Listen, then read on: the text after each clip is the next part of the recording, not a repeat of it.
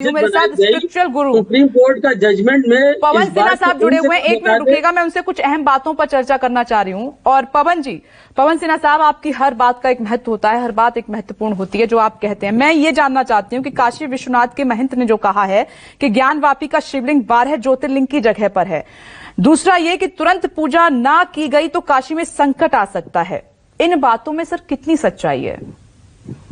देखिए, बहुत समय से पूजा वहां नहीं हो रही है और बाबा ने फिर भी इस देश को संभाला हुआ है, बाबा ने काशी को भी संभाला हुआ है, तो उस तरीके से संकट तो नहीं आएगा।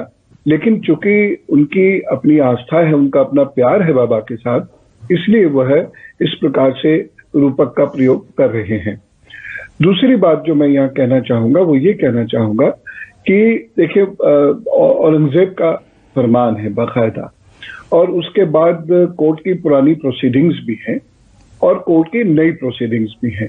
ये बात जो आपने भी कही अभी और श्री अशोक जी ने भी कही, प्रभाकर जी ने भी कही कि कड़वे बयान किसी भी पक्ष के सामने नहीं आने चाहिए, लेकिन उस पर डिस्कशन तो हम कर सकते हैं क्योंकि मीडिया डेमोक्रेसी का फोर्थ पिलर है।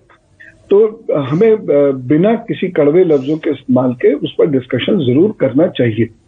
और जहां तक ये डिस्कशन का सवाल है और इसके परिणाम है, वो जो अभी तक सर्वे हुआ है, यद्यपि रिपोर्ट लीक नहीं होनी चाहिए, माननीय कोर्ट की अवमानना होती है इससे, लेकिन फिर भी जो भी लोगों ने वहां जाकर देखा है और बाहर आकर बताया है, या जो लोग वहां बचपन से पूजा करते चले आ रहे हैं और आज उनकी उम्र 70, 75, 80 साल है, तो उन लोगों ने जो भी कुछ बताया है उसके आधार पर ये बिल्कुल स्पष्ट होता है कि वहां मंदिर था और वहां मंदिर अभी भी है।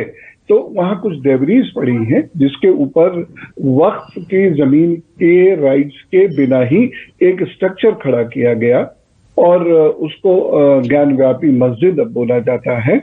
और इस पर डिस्कशन है, ये टाइटल सूट का डिस्कशन ही नहीं था एक्चुअली। तो 1991 से ये जो डिस्कशन चल रहा है, ये नियमित पूजा करने के अधिकार को मांगा गया है। तो इस पर हम चर्चा कर सकते हैं और एक म्यूचुअल कंसेंट से भी ये अधिकार ये हिंदू पक्ष को दिया जा सकता है। लेकिन अगर ये सूट बढ़ेगा, माननीय कोर्ट इसमें क्या फैसला लेगी तो कोर्ट ही जाने, लेकिन अगर ये सूट बना तो आगे जाकर ये भी संभव है कि ये टाइटल सूट का केस बन जाए और उसके बाद फिर शफीकुर रहमान बर्क साहब जैसे लोग हैं या अन्य लोग हैं, वो ऐसे कड़वे बयान दें जिससे कि देश का हर्जा हो। पवन सिन्हा साहब, एक और बात मैं यहाँ पर कहना चाहती हूँ कि काशी विश्वनाथ महंत हैं, काशी विश्वनाथ के कुलपति तिवारी जी, वो इस लाइन पर जोर दे रहे हैं कि मुझे जो चाहिए मैं लेकर रहूंगा। इस पर आपकी टिप्पणी? मामला कोर्ट में है, अन्य बातें भी हो रही हैं, लेकिन इस बीच ये लाइन एक महंत की।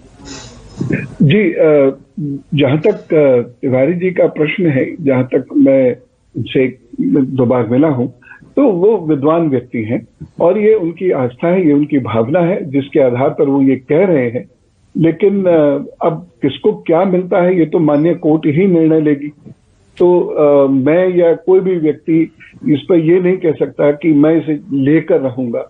लेकिन हाँ, इतना जरूर है कि वो जो कहना चाह रहे होंगे या जो अन्य लोग भी कहेंगे कि हम आखिरी दम तक केस लड़ेंगे और बाकी फैसला तो माननीय कोर्ट के पास ही सुरक्षित होता है, ये उन्हीं का अधिकार है, वो किसको क्या देते हैं ये माननीय जज ही जाने।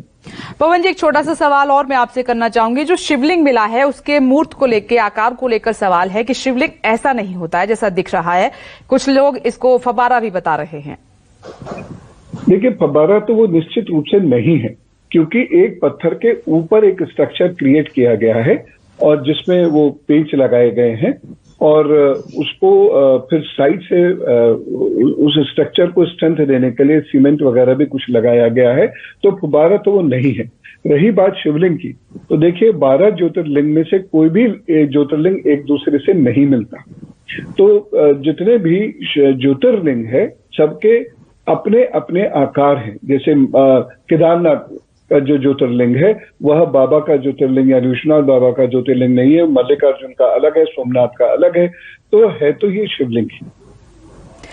पवन सिन्हा साहब न्यूज 24 पर कह रहे हैं कि ये शिवलिंग हालांकि कोर्ट को तय करना है, लेकिन उन्होंने कहा कि जितने भी शिवलिंग हैं वो एक दूसरे से मैच नहीं खाते हैं। सबकी जो मूर्त है, जो आकृति है, जो शेप है, सबकी अलग अलग है। एक जानकारी मैं भी चाहता हूं, आध्यात्म गुरु बैठे हैं कि काशी विश्वनाथ मंदिर में, जिस काशी विश्वनाथ में बाबा विश्वनाथ की हम लोग पूजा करते हैं, क्या वो असली हैं या जो अब मिल गए वो असली? इसको भी स्पष्ट करना चाहिए आध्यात्म गुरु। पवन सिन्हा साहब, मैं जवाब ले लेती हूँ, आपने उनसे पूछा है तो क्योंकि वक्त कम है फिर जवाब नहीं मिल पाएगा। पवन जी देखिए, एक मंदिर ऐसे होते हैं, जैसे यहाँ का मंदिर है, जैसे त्र्यंबकेश्वर का मंदिर है, वहां कभी कभी 2 या 2 से अधिक शिवलिंग भी होते हैं और सभी की पूजा होती है। ज्योतिर्लिंग में भी 2 विभाग हैं, एक प्रमुख ज्योतिर्लिंग होता है, एक उप ज्योतिर्लिंग होता है।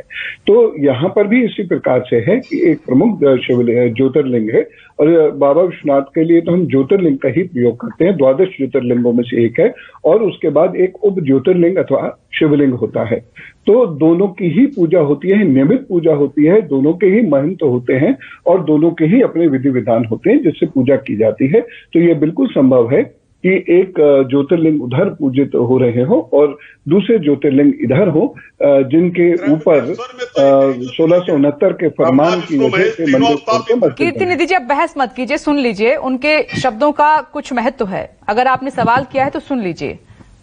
पवन जी, तो जो वहां पर फरमान के तहत काफिरों का स्कूल और काफिरों के मंदिर ढहाने की जो बात औरंगजेब ने कही थी, उसके उसी फरमान से, सुल्तान के फरमान से वो वाला हिस्सा ढहा दिया गया।